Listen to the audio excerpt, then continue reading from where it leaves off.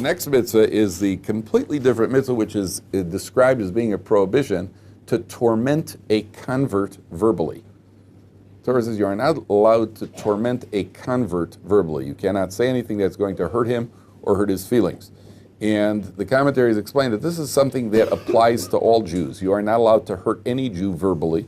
The Torah puts it in terms of a convert because a convert is often vulnerable because he has got no support group, no base. He's come to the Jewish people. Often converts are looked down upon, or people are very suspicious of their motivation, and therefore the Torah speaks in terms of converts. But this is a very, very common man-to-man prohibition that you are not allowed, you're not allowed to say anything that is going to cause anybody any pain. Now there are several examples that are very practical here on a day-to-day basis, which not everybody knows. First of all, you're not allowed to go into a store to ask a price if you do not know, if you have no intent of buying. Right? So for example, let's say you bought a pair of shoes. And you bought a pair of shoes, you paid $40 for a pair of shoes. On your way home, you see that the shoes are on sale in a store. The exact same pair of shoes are on sale in the store. Now, if you're Jewish, it'll be very difficult for you to drive past without finding out how much those shoes are, because now much of your mood for the next month is dependent on this. Because if those shoes are $2 cheaper, then you'll be, you'll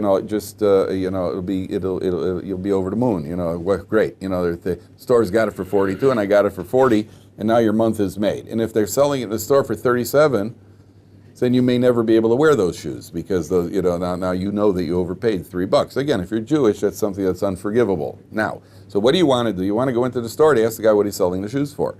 The answer, the halach is you're not allowed to do that, because if you go into a store and you have no intent of buying, so all you're doing is you're getting his hopes up for a sale, and in fact, you're not intending to buy. You say, how much is that? $37. Okay, great, thanks for telling me, and you walk out. So now you, A, wasted his time, B, you got his hopes up for no reason. So the halacha is you're not allowed to do that. Sometimes people buy things, and there's always, somebody buys a car, you say to him, okay, how much did you pay for the car? He says, $22,000. Oh, my brother-in-law could have gotten it for you for $19,500. There was a brother-in-law involved in automotive, so somehow brother-in-laws always have some in with cars and tires.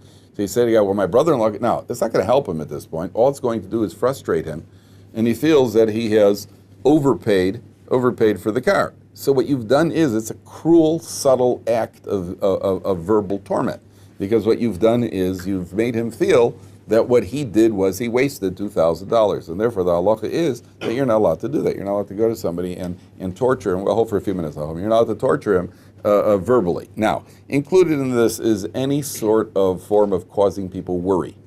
Sometimes people feel it's their holy duty.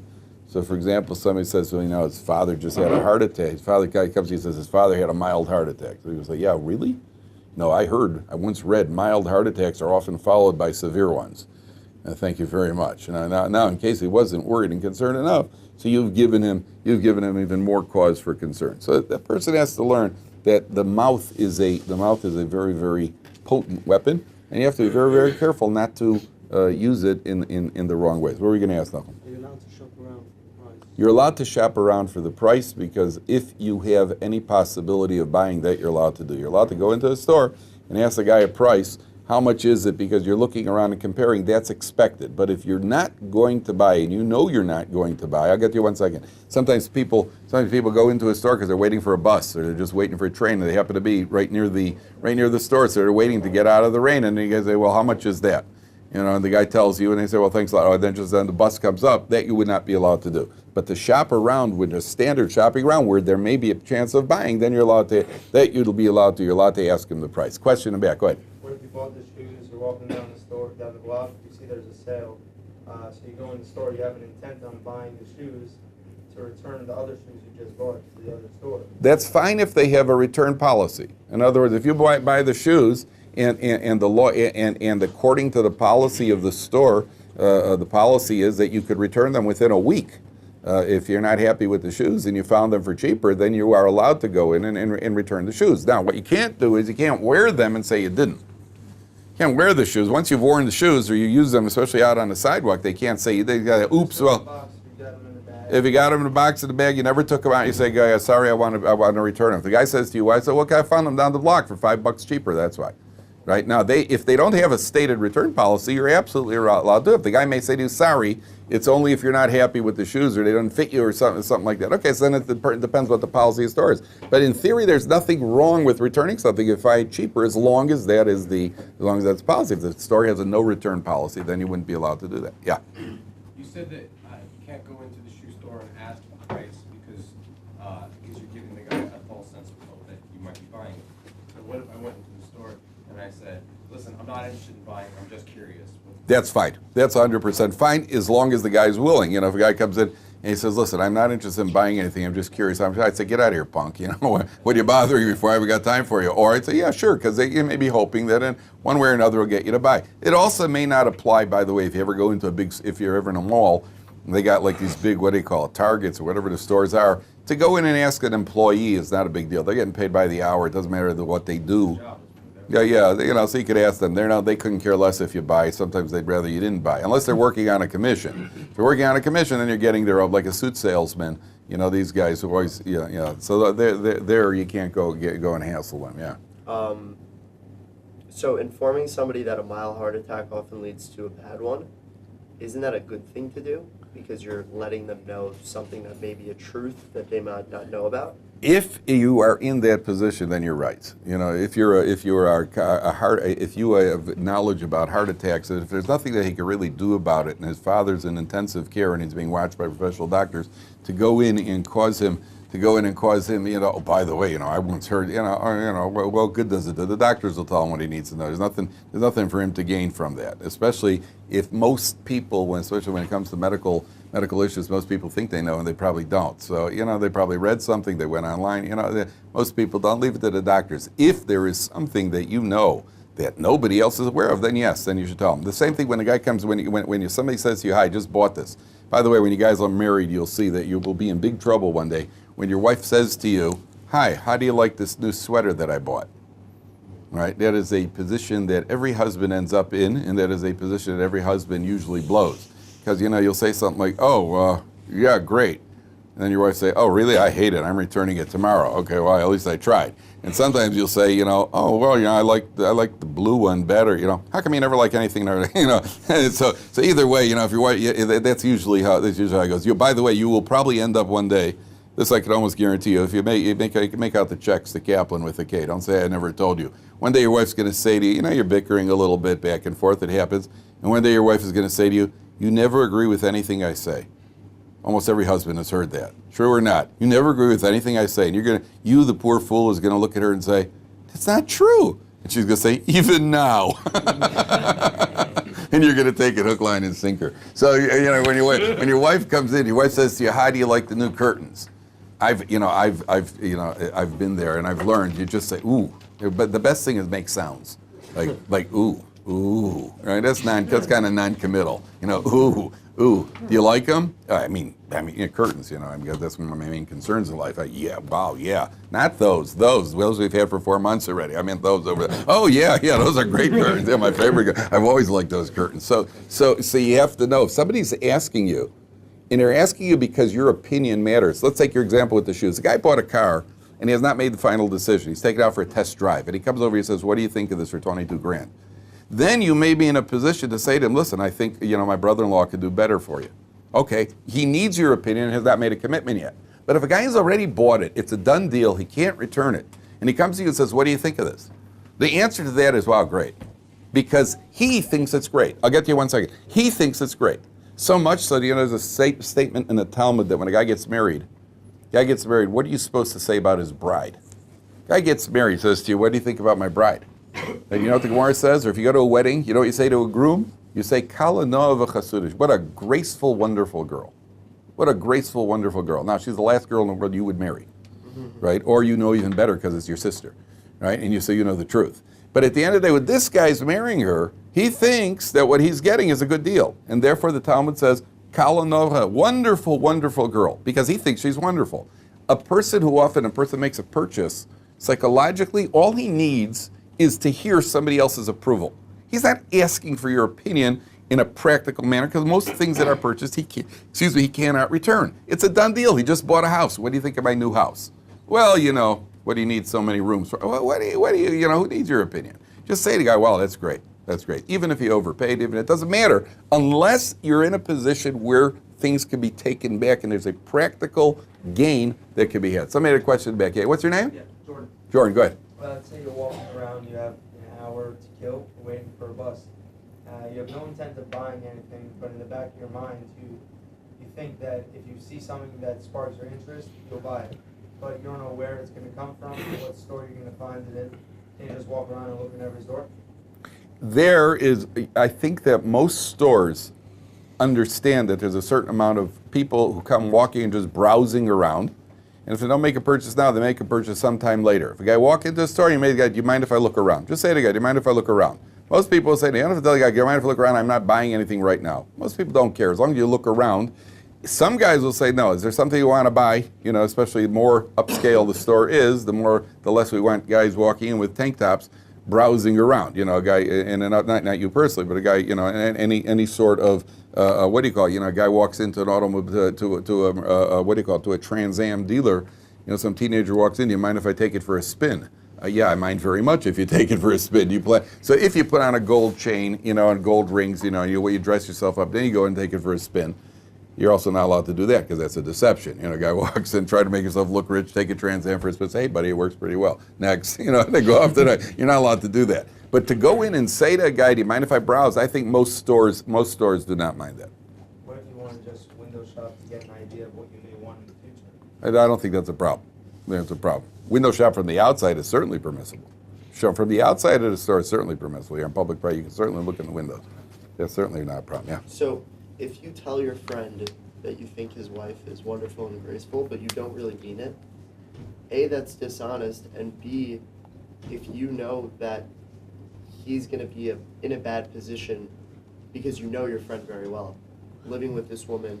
That's something else, but once he's married to her. Right. Well, that's why marriage is a weird example. But like a girlfriend, let's say. If he has a girlfriend and he's I really think she's not right for you. If he's asking your opinion and you are in a position to give an objective opinion and he respects your opinion and you're qualified to advise, which in many areas of life people are not qualified, they advise anyway. But if you are qualified to advise and you are in that position, then yes, you have a responsibility. But what if he doesn't realize? If he doesn't realize and you're qualified to advise, then yes, then you're absolutely right. Again, but how do you determine if you're qualified to advise and how do you determine that she's not good for him? There, you know, it gets complicated because you don't know exactly where it's going. You need a lot of experience in marriage counseling to know what could work, what doesn't work, and you have to know how much money she has. But other than that, you have to, you know, the qualifications for advising are very often people are not. But theoretically, yes, people are. There are people who are in a position to advise, then they would have to say something. The other question you bring up is very important.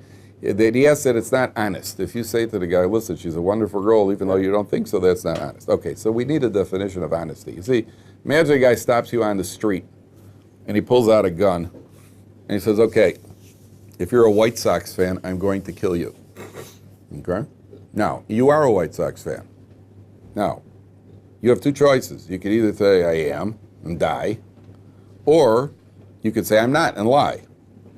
Now, you lied. Is that dishonesty? You lied and saved your life. Would you say you were dishonest? Absolutely. Okay, Yes. so the Torah definition of honesty is not saying yes when it's yes and no when it's no. The Torah definition of honesty is saying the correct thing when it must be said. I'll get to you 1 second. And not saying the incorrect thing when it must be said. That's pretty tough to do. Correct. That's why the Torah is that. No one said it's easy. But a person, the correct thing to do when a guy just gets engaged and comes to me and say, hi, what did you think of my cow? What do you think of my fiance? And I don't think much of her. And I say to the guy, wow, great. You know, also it's a good time to make sounds like You know, it's pretty non-committal. It just means like, boy, are you in trouble, buddy? It can mean a lot of different things. I once put my foot in my mouth so bad many years ago. We're going back about close to 30 years. A friend of mine was going out with a girl. This was before either of us was married. He was going out with this girl, and he asked me, what do you think of her? I knew her from youth group and said, I just said, no, I just don't think she's a classy girl. And I ended up marrying her. And I know that, I haven't seen him since, but I know that if I run into him one day, it's going to be like he knows that I know that he knows that I know what he said. It's one of those, and I'll have to figure out. I say I meant class. So it's one of those things that dishonesty and honesty is a relative term. The same way that you wouldn't expect a person who somebody says, admit, if you're a White Sox fan, I'm going to kill you. If he says I am, he's not honest. He's a fool. He's an idiot. He's going against halacha because he has to save his life. So that's not honesty. That's foolishness. Honesty, Rabbi Dessler explains, is saying the right thing at the right time. Do you know that there is a halacha if your father goes to the refrigerator and your father says, who had the last piece of cake? And you know that your mother did. And your father's going to be upset with your mother and they're going to have a fight. You are allowed to say, it was me. You're allowed to intentionally lie in order to stop your parents from fighting. That is a mitzvah. That means dishonesty. Honesty and dishonesty are only words. The right thing to do is to falsify the information and say you did it in order to stop them from fighting. Please, Jordan, go ahead. But if that's the case, can't you apply that to anything, lying about anything? You could, and it's very dangerous. You have to be very, very careful when you lie and when you don't lie. Sometimes people lie to save their necks. You have to be very careful. It's a very, very fine line. But if it's for the greater good to avoid something down the line, then it's not lying. What that greater good is often, not the greater good. So that's a very tricky thing. You're absolutely right. It's a very subtle and a very tricky thing. Many things in halacha are like that, and you know deep down inside why you're doing it. Are you doing it to save your neck, or you're doing it for altruistic purposes? You know, deep down inside, when you're thinking to yourself, I really shouldn't be doing this, and you really shouldn't. And anytime you lie, your father said, well, who took $10 out of my wallet? That was you. So, for altruistic purposes, well, it was Scott, your brother, right? You can't do that. Now, it's much better that he should get it than I should get it, or it's better to say, no, I didn't take it. So there you're just lying for the sake of lying. You're lying, saying that you can't do. That's why Topher says, bidvar sheker tirchak. You have to distance yourself from falsehood. But there are certain situations which halacha stipulate. There are certain situations for the sake of maintaining peace, you are allowed to lie. Go ahead. All right, let's say go back to the sneaker situation, and for whatever reason you want to return the sneakers, you wore them for 10 minutes. The guy asks you if you wore them, but for the greater good of saving money, that if you tell him you didn't wear them, it's no harm. Right. Because there's 10 minutes, there's barely any. Right. That greater, what you call the greater good, we call theft. So that's it. Accepts it, then how's it theft? Because it's theft and deception. You're right. It's not just theft. It's theft and deception. I think you're going to get sandwich out of it. Yeah. No, see, that's exactly the problem. You're absolutely right. Because then there's no end to it. Then you can just lie for the greater good, and the greater good is obviously me. Right, I am the greater good, and my money is the greatest good. Therefore I can lie all I want. No, it doesn't work that way, according to halacha. According to halacha, you have to abide by the halacha. There are rare, exceptional cases where one is allowed to lie, and it is to maintain peace among other people. There's even a question whether a husband is allowed to lie to his wife to save his own neck, or is a wife allowed to lie to a husband to save her neck? She did something wrong. She spent an extra $15, which she didn't tell him about. And then the husband, gets one of those, well, you're 50 now, what are you doing? We have a budget, what's it going to be next there? One day you're going to buy a boat. That's always how those conversations go. Now, all husbands, I don't know, so for some reason they get to the boat, right? And I don't know one woman who's bought a boat. I don't know, does he really think she's going to buy another sweater every day? I'm not sure exactly what's going through his mind. But at the end of the day, even if you could lie, even if it's halachically permissible to lie to your wife for the sake of peace, which I don't know, it's not a good idea, because when you lie to your wife, she knows it. She knows it. So don't. The answer is don't. Okay. That is now. You are not allowed to tell a Baal Tshuva. A Baal Tshuva is somebody who is, what a Baal Tshuva is? I'm assuming everybody knows what a Baal Tshuva is. Somebody who has returned to Judaism. You are not allowed to remind a Baal Tshuva of his past misdeeds. So sometimes, you'll get a guy who sometimes may be hanging around with what are called FFBs, which is from birth. And a guy becomes a Baal Tshuva, and maybe he asks a question or he talks, and you say, hey, listen, buddy, you still got pork between your teeth, don't worry about tzitzis yet. Something like that, something nasty that you cut him down with, that you're not allowed to do. That would be a convert as well. You cannot mention a convert's past. Another common example is you are not allowed to use nicknames. You're not allowed to call people by nicknames. Now, if it is an innocuous nickname, let's say the guy's name is Goldstein, and everybody calls him Goldie, and he doesn't mind it, so then that's not a derogatory nickname. That's just a short nickname. If the guy's name is whatever it is in Lord of the Flies, he said, call me whatever you want, but don't call me Piggy. right, which is, of course, everybody called him Piggy, that you're not allowed to do. Anybody who has a derogatory nickname and they indicate to you they do not want to be called by that name, you are not allowed to call them by a derogatory nickname, and if you do so, you can embarrass them in public. You could be forfeiting, I'll get to you one second, George, you could be forfeiting your portion in the world to come. Included in this, by the way, is parents, wives, and children. You are not allowed to say anything harmful, anything that's going to hurt your parents' feelings. You're not going to say anything hurt your children's feelings. Children are real people too, and you cannot say anything harmful that's going to hurt your parents' feelings, your children's feelings, or your spouse's feelings, because the fact that they are family makes it often tougher, because with family we are usually more cruel than we are. We're on our best behavior when we're among strangers. With our family, then the true colors show up, and that's where you have to be extremely careful. Go ahead. On our age group right now, we've met a multitude of people who have dedicated their life to Judaism, and their past has been total opposite of Judaism, and they openly spoke about it to us. So is that putting a sin upon us because we are making the person bring up? No. It's not, but certainly not putting a sin upon you. A person is a very interesting question. First of all, I don't know why a Baal Tshuva, there are many Baal Tshuvas. Baal Tshuva should be proud of his past. They should be proud of the fact that perhaps he was living in one direction and was willing to make a change. They should be proud of it. However, there are people who do want to keep it hidden. Perhaps because they want to integrate into a different society and they would rather that their past not become known. So if you bring up something like that, you are allowed to, if somebody is a well-known Baal Tshuva and he's willing to talk about it publicly, you can certainly talk to him about his past, because he's showing no indication that he minds that people know. There are sometimes people have stuff that is hidden about their past. They just don't want anybody to know. You may have somebody who did time. Somebody was in prison, and he would rather people don't know. And then, you're sitting around with a bunch of guys, say, hey, Tommy, remember that time, you were there? Did you meet your parole officer? There are plenty of people who have a checkered past. They don't want people to know about it, but many Baal Tshuvas are willing to speak about it, and they should be proud of it, that they made the right choices. But you can't mention to somebody who's a Baal Tshuva, and you know that he wants it covered up, and then tell other people or remind him to poke fun at him because of his past. That's what the law is talking about. Please, your name is?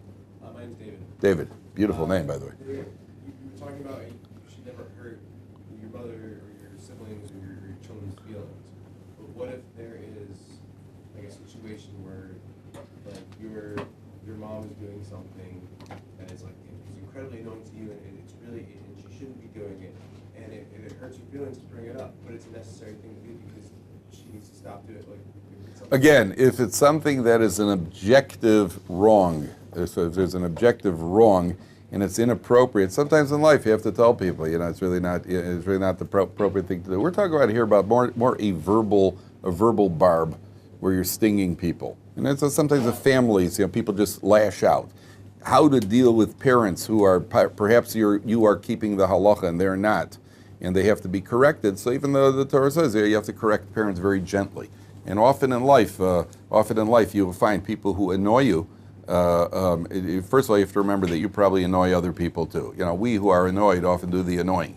And number one. Number two, when somebody is annoying you, there are different ways of saying it. Somebody once pointed out, never tell somebody off when you feel like it. No, I'm going to really tell them off. If you feel like telling somebody off, don't. Because then it's coming from the wrong place. Then it's coming from anger, revenge, or whatever reason. I really feel like telling them off. Then for sure don't. But if you want it, somebody has to be corrected, and you are calm, and it's coming from a different place. It's coming, from a place of your concern for his well-being, and you'll say it differently. That's okay. Sometimes in life things hurt, but the things that have to be said may hurt. We're talking here about verbal barbs and sensitivity. Okay. Any other questions? Okay, we'll stop. We'll leave the next one.